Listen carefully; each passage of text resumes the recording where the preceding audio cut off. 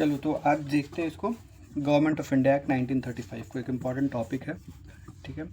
सबसे पहले जो इसके सबसे बेसिक्स जो क्वेश्चंस हैं, सबसे पहली चीज़, government of India act 1935 British parliament में 1935 में इनैक्ट हो गया था, बट इंडिया में जो इम्प्लीमेंट हुआ था वो 1 अप्रैल 1937 में हुआ था, ठीक है। तो क्वेश्चन ये है कि जो इम्प्लीमेंटेशन है, जो जब ये फोर्स में आया था तब उस टाइम के जो वॉयसराय हैं वो थे यहाँ पे ललित गो, न कि इसके पहले जो 31 जो 35 में थे विलिंगडन। वो ऑप्शंस में होंगे पर उसको एलिमिनेट करना पड़ेगा because government of India act 1935 है, बट जो ये इम्प्लीमेंट हुआ था ये 1935 में, ये ब्रिटेन के पार्लियामेंट में ये इनैक्ट हुआ था, बट जो एग्जिस्टेंस हुआ था ये 1 अप्रैल 1937 में हुआ था। ये है कि गवर्नमेंट ऑफ इंडिया एक्ट 1935 में जो डायआरके सिस्टम होता है, जो हमारे लेजिस्लेचर का जो डायआरके सिस्टम होता है, वो बेसिकली सेंटर पे अडॉप्ट किया गया था, ठीक है। प्रोविंसेस को एबॉलिश किया गया था, मतलब कहने का कि जो प्रोविंसेस को abolish diarchy in provinces and introduce provincial autonomy. ये पीवाईक्यू का सबसे बहुत कई बार मल्टीपल टाइम्स ये रिवाइव वो हो चुका है, ठीक है। तो गवर्नमेंट ऑफ इंडिया एक्ट 1935 का जो एक मेजर फीचर्स ये भी है कि डायरकी एट प्रोविंसेस को एबॉलिश किया गया था और प्रोविंशियल ऑटोनॉमी प्रोवाइड की गई थी प्रोविंसेस को, ठीक है। पर प्रोविंसेस से डायरकी ख़त्म करके डायरकी एट सेंटर अडॉप्ट किया गया था, ठीक है। इसका बेसिकली मतलब ये है, इसका मतलब ये है कि सेंटर पे जो एडमिनिस्ट्रेशन का पर्पस था उसको दो पार्ट में डिवाइड कर दिया गया। एक था रिजर्व सब्जेक्ट और दूसरा था ट्रांसफ़र सब्जेक्ट। एक है रिजर्व और दूसरा है ट्रांसफ़र, ठीक है। ये सबसे बेसिक्स हो गया यहाँ पे, ठीक है। इसके बाद जो और वो है वन लाइनर ये है कि इसमें उस टाइम पे जब 1935 में इंडिया में 11 प्रोविंसेस थे, मतलब टोटल इंडिया हमारा 11 प्रोविंसेस में डिवाइड हुआ करता था।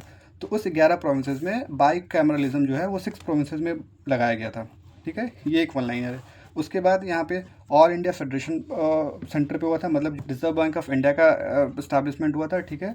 फिर provincial and joint public service commission भी इसी 1935 एक्ट के तहत ही इस्टेब्लिश हुआ था, ठीक है। एक फेडरल कोर्ट इस्टेब्लिश हुआ था under government of India act 1935, और अगेन सेपरेशन ऑफ बर्मा भी इसी एक्ट के तहत हुआ था। तो basically government of India act 1935 government of India के साथ साथ गवर्नमेंट ऑफ बर्मा का भी एक एक्ट पास करता है उस मोमेंट पे 1935 में, ठीक है।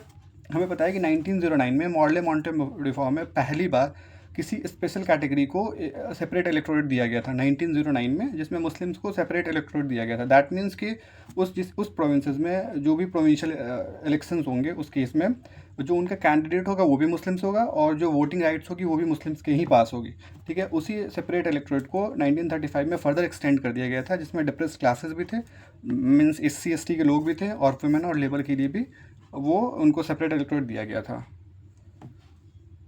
कुछ और पॉइंट्स हैं 1935 एक्ट के तहत कि एक फेडरल कोर्ट जो स्टैब्लिश हुआ था वो दिल्ली में हुआ था, बेसिकली सिंपली डिस्प्यूट्स को रिजॉल्व करने के लिए, ठीक है। एक इंपॉर्टेंट ये है कि फेडरल रेलवे अथॉरिटी का भी वो हुआ था, ये एक PYQ है। 1935 एक्ट में फेडरल रेलवे अथॉरिटी का भी इस्टेब्लिशमेंट हुआ था, ठीक है। और बॉम्बे प्रेसिडेंसी से सिंध को अलग कर दिया गया था, बिहार और उड़ीसा को एक दूसरे से अलग कर दिया गया था। बेसिकली 1905 में पहली बार बंगाल का पार्टीशन हुआ था। उसके बाद पता है कि 1911 में बेसिकली 22 मार्च 1912 को बंगाल से बिहार और उड़ीसा को अलग कर दिया गया था। बेसिकली बिहार और उड़ीसा एक प्रोविंस हो गए थे, बंगाल एक अलग प्रोविंस हो गया था। फिर ultimately government of India act 1935 के अकॉर्डिंग बिहार को अलग प्रोविंस बना दिया गया था और उड़ीसा को अलग प्रोविंस बना दिया गया था। तो दैट मीन्स 1 अप्रैल 1936 को उड़ीसा का एस्टैब्लिश मतलब बर्थ ईयर कह सकते हैं हम। सो यहाँ पे हम कह सकते हैं 22 मार्च 1912 को बंगाल से बिहार और उड़ीसा को कंबाइंड एक प्रोविंस बना के अलग कर दिया गया था। फिर अल्टीमेटली 1 अप्रैल 1936 को बिहार और उड़ीसा को एक अलग अलग प्रोविंसेस में इस्टेब्लिश कर दिया गया था। 1 अप्रैल 1936 को बिहार एक अलग प्रोविंस हो गया था और उड़ीसा एक अलग प्रोविंस हो गया था,